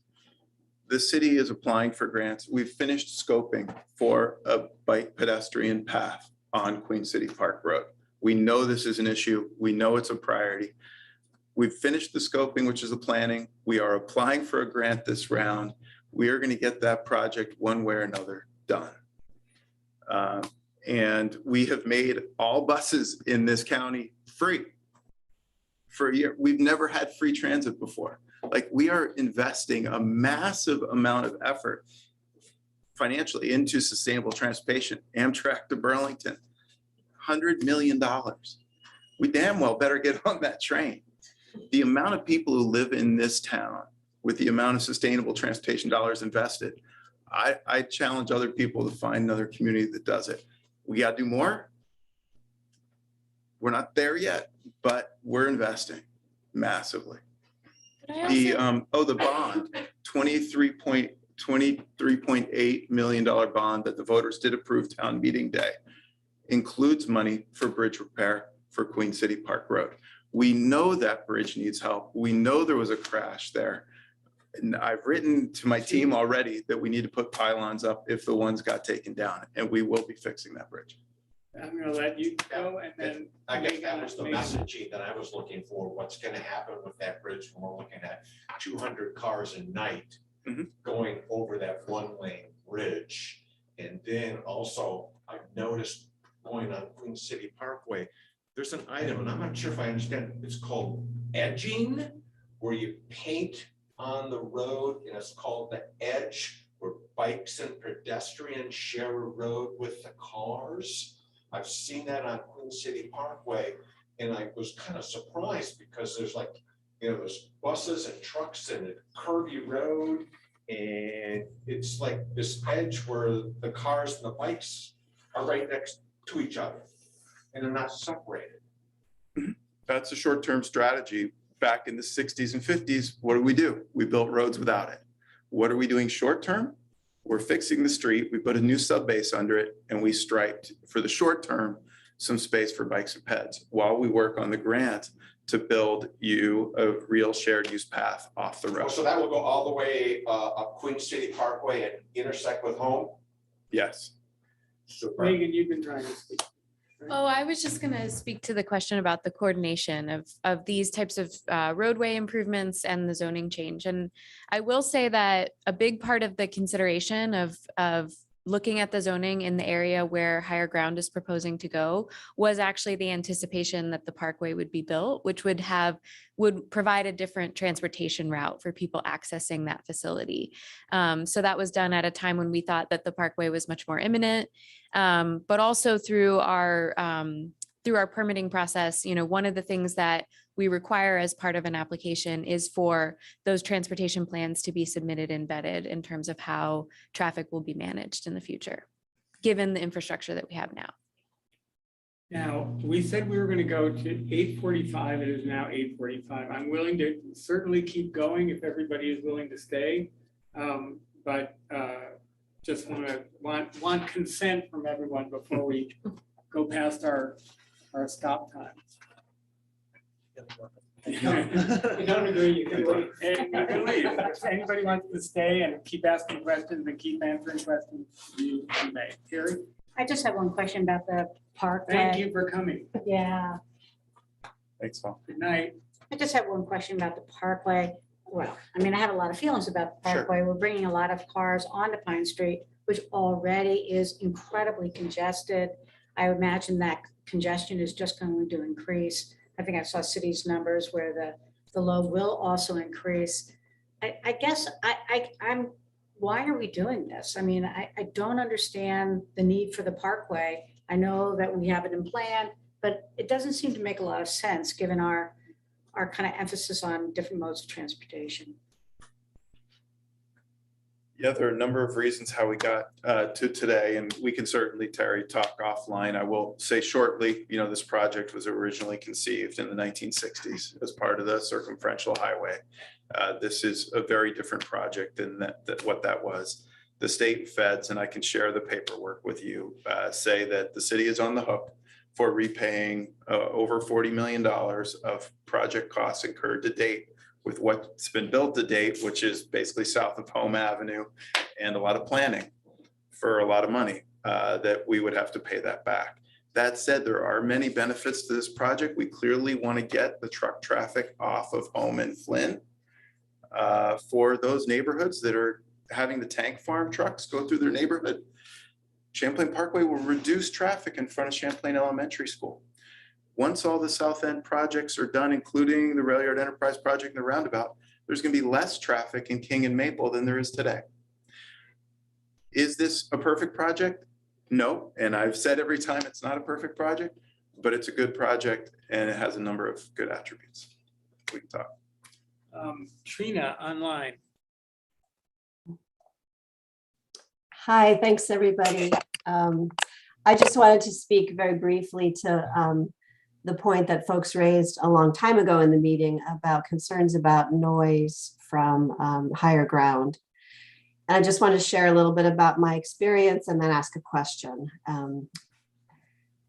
So when I moved here in 1998, it was our dream to reduce our carbon footprint, to downsize, to be without a car, to buy local, to live right in the heart of the city. And so we bought a condo downtown and soon learned it was not livable because of the noise at night from the bars.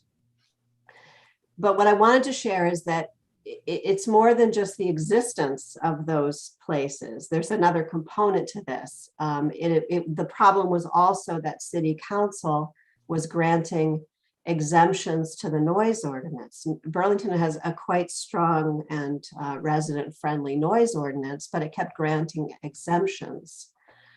to bars and restaurants and allowing amplified outdoor music till 1 in the morning on weeknights, which is just not livable for working people. You know, you have to get some sleep.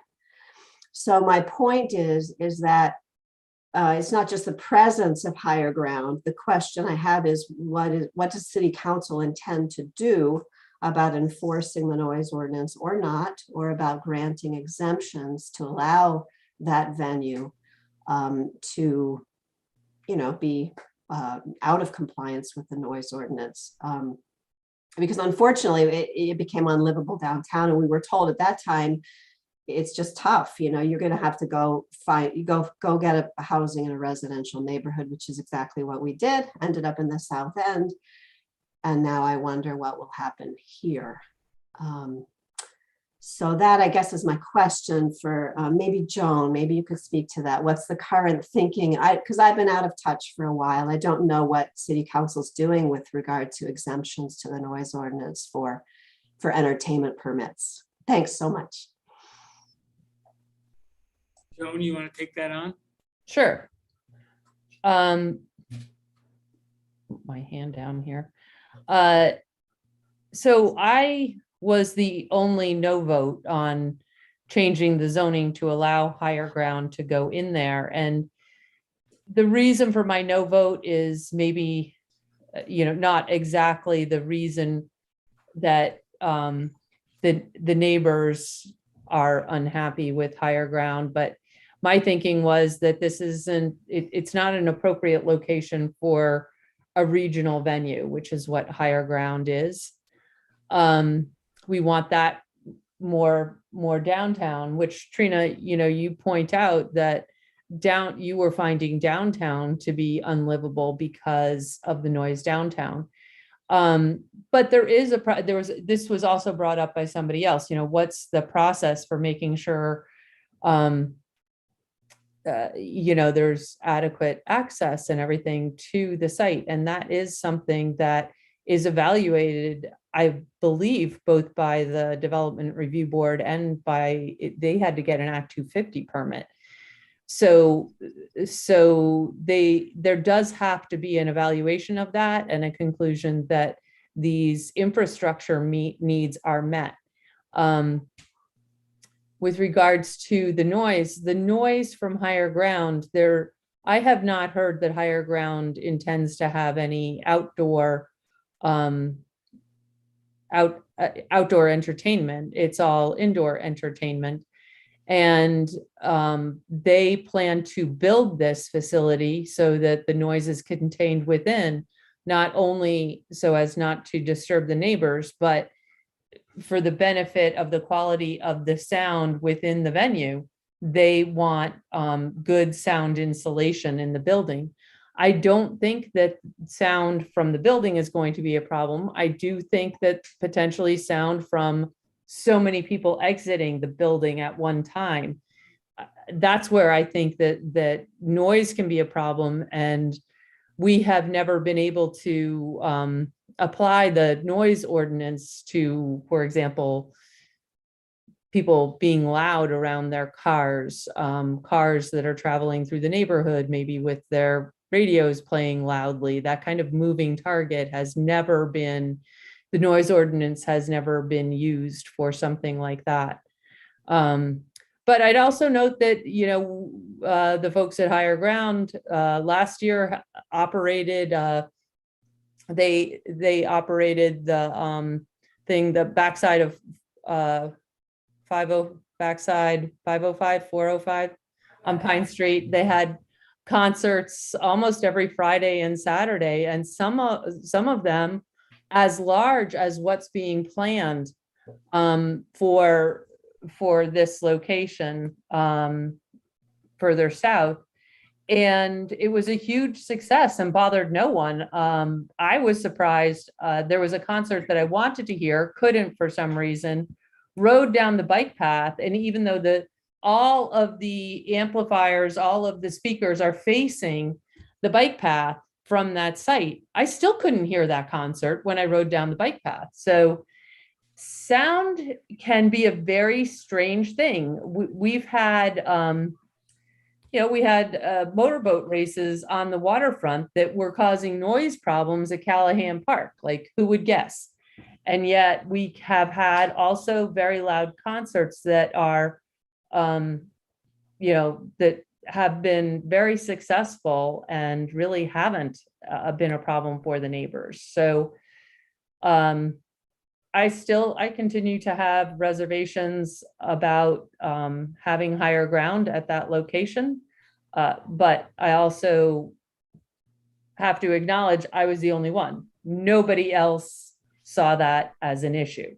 So there we are. And I also just want to note that what Chapin said is really true. We do have an amazing and dedicated city staff that does so much work on so many different fronts. And I think that it can feel like people aren't being heard because we hear, vastly different input. I went to Red Rocks. I knocked on every door in Red Rocks to get input about higher ground. And I will tell you, there are very mixed feelings about that. A lot of people are very, very supportive of higher ground being there. And I wanted to get that input before I made my decision on how to vote on that. But it's hard when you have to make decisions and the public doesn't necessarily agree. But this has been a wonderful night of kind of vetting some issues and getting the perspectives of a lot of different people here in the South End. And we definitely are listening. And I hope that you feel heard. We can't fix everything all at once, but there are a lot of people in this city really working hard to make things better. And we don't always, for a lot of people, better means higher ground going into the location where they plan to go in. And for other people, better means leave it as it is better than that change. With housing, I mean, we all support affordable housing, and the devil is always in the actual housing proposal, that it's very difficult to get public support for any intensive housing proposal. And I share that feeling. Like, I don't like tall buildings either. I think we often shoot too high, quite literally. We can have dense development without having really tall development. I think that it would be received better by the community if we did that. And then the challenge is what can be, you heard from Samantha, it's costing $500,000 to build an affordable unit. And so with that height comes some affordability as well. Yet it feels like we have neither. So it's a challenge. It's kind of a catch-22 type of thing. And there are a lot of people that are trying to find the balance in these different interests. Thanks, John. I really want to let a couple other people speak, and Charles Dillard has had his hand up, and Khalil also has his hand up, and also Sharon O'Neill. So let's go to them, and let's say we're going to go for 5 more minutes because we've already heard that we have drooping eyelids on the city staff. And, Although your eyelids look a little droopy. It's past my bedtime already. Charles, you want to say something? Yeah, I don't know if you can see my eyelids, but they are drooping. Yeah, no, Andy, again, thanks. I just wanted to plug, I know it's getting late and I see people dropping off the meeting and people emptying out of the room. I just wanted to plug a public meeting for the South End Innovation District. I think we can talk about the zoning framework for the South End, but also any of these other issues. It's at the Generator on June 29th at 6:30. We'll go as late as we can. But I was furiously writing down, there were so many good questions. I think some of you know, I'm very new to Burlington.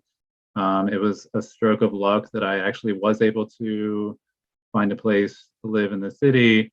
But I am super impressed and have a ton of great questions that you all posed, and we will be sure to embed those into our public meeting. And so, yeah, I just wanted to plug that.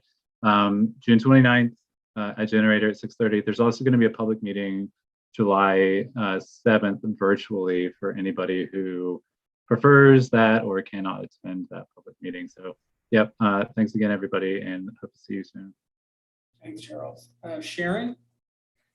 Hi, thanks for allowing me a chance to speak. I wanted to bounce back to the question about the noise ordinance regarding to the higher ground venue, and also just wanted to just kind of piggyback or reflect on something that Joan Shannon had said. I literally am 150 feet. I am a direct abutter to the higher ground project. So I really do care about hearing an answer about how the sound ordinance in Burlington applies to this venue, how it will be reinforced. And, you know, I know, Joan, we have met before and chatted before, but I just, like, I'm not comfortable trusting that I won't hear noise from this venue. It is literally, I'm the most direct abutter. It is right next to my residential neighborhood. And I hear people saying, we're listening. I don't think we're listening, but I do feel like there is this piece of, it's only one small neighborhood or it's only two small neighborhoods, but it's still my home. It's still where I work. I mean, it's still where I live. It's where I have to sleep, so I go to work. So I would appreciate some direct answers about how the sound ordinance will apply to this large venue right next to my home, next door to my home. Before we answer that question, I think that's a great question. We're really hitting the witching hour here. But Khalil, did you have another comment or question? Yeah, thanks, Andy. So mine was just based on a comment Chapin made in talking about the street improvements. And there's a comment there that Birchcliff might get paved in the fall or next spring, which is a little disconcerting because that would be, if it goes to the spring, that'll be the third delay since I've lived here in committing to improving the road. You know, we've got, like I said, the design of the road it's basically a drag strip at the top. People go very fast up and down it. I'd love if it does get delayed past this summer. I'd love to see some of the temporary speed mitigation efforts we see all around the city. These planters that get put in the way, similar to so narrowing the road in some way, shape, or form, needs to happen. It's incredibly dangerous, and it's only gotten worse with the Shelburne Road work. And just one other point, I would love to see our city speed limit lowered to 20 miles an hour, if that. You know, I drive at about 15 to 18 miles an hour in the city to do my own little part in slowing people down, because there's no need to go that fast around the city. So Chapin, I'd love to hear you speak to that delay, and if we can commit to having it done sooner than next spring, that would be phenomenal. I thank you for that question and that comment. I'm feeling the pressure of time here, and I guess I would encourage you, Chapin, and to respond directly to Khalil, individually, and also perhaps Joan or other people responsible could respond to Sharon directly about her concerns about, or her questions about the noise ordinance, because I think, Joan, you really hit it on the nail or hit it on the nail on the head in terms of, you know, how do we enforce a noise ordinance on people who are getting in their cars and playing their radios. And it's one thing to break up a noisy party, you know, but so perhaps if you could respond individually to Sharon, so that we could end the meeting and let people go home, that would be great. I hope that's satisfactory to everybody. And thank you so much for all of you for online and in person coming to this meeting. It was great. Thank you for being a civil moderator. Mm-hmm. Thank you, everybody. Thanks, everyone. Thank you. Thanks for coming, everybody. Thanks. Yeah. Thank you.